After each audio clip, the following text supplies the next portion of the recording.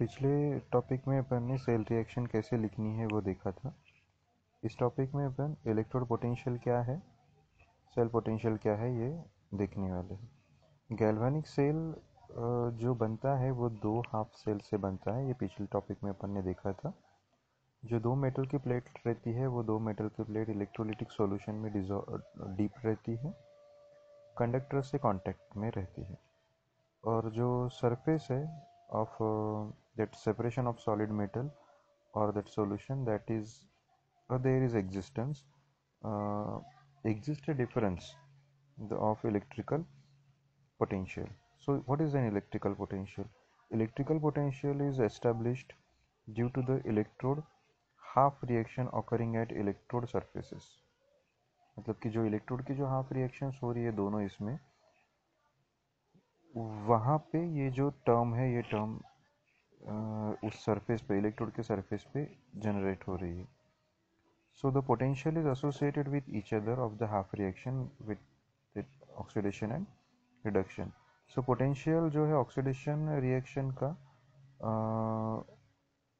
Oxidation potential उसे बोलते हैं, और रिडक्शन के लिए जो होता है उसे रिडक्शन पोटेंशियल बोलते हैं, और ओवरऑल का सेल पोटेंशियल बोलते हैं। Also called electromotive force, that is EMF. So is made of contribution of those electrodes, two electrodes. In other words, it is written to be as E cell is equals to EOXI, that is oxidation, in bracket anode happens at anode, plus RED, that is reduction, in bracket cathode, because it is happens at cathode. So ये एक algebraic वे हो गया उसे लिखने का। तो जब galvanic cell की बात करेंगे तो galvanic cell operates electrons are generated at anode, और ये जो इलेक्ट्रॉन है वो मूव करते हैं through the external circuit towards the cathode.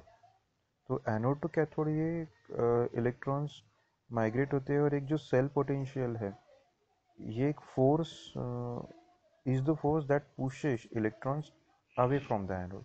वो इलेक्ट्रॉन्स को निकालने के लिए एनोड से काम में करते हैं, एनोड से इलेक्ट्रॉन को निकालने के लिए ये जो फोर्स है, ये फोर्स यहाँ पे लगता है, that is cell potential, and pulls them towards the cathode. Cathode उसे कंज्यूम कर लेते हैं। Standard potential the electrode potential and the cell potential that depends on the concentration of the solutions, pressure of gases and temperature. ये phenomenon पे वो depend करता है। Cell potential. To facilitate comparison of different galvanic cell, it is necessary to measure the cell voltage under given set of standard conditions of concentration and temperature. So standard conditions, that is chosen as 1 molar concentration solution के लिए, pressure के लिए 1 atmosphere, अगर gas solid liquid जो कुछ pure form में रहेगा वो 25 degree Celsius.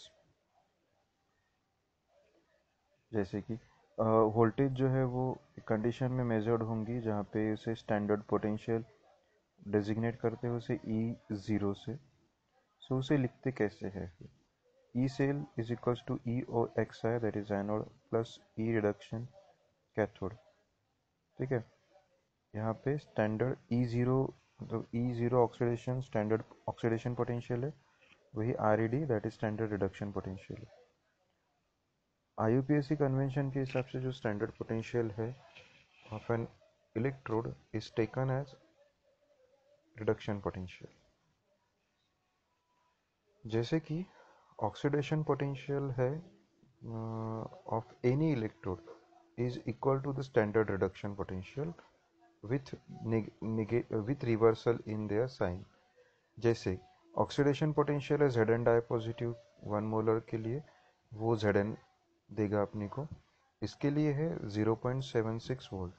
Standard reduction potential will be minus 0.76 volt, क्योंकि ऊपर अभी वही दिखा अपने कि it is equals to, but लिखने का जो तरीका रहेगा स्टैंडर्ड पोटेंशियल का वो माइनस साइन जनरेट होगा, वहाँ पे लिखना पड़ेगा आपको।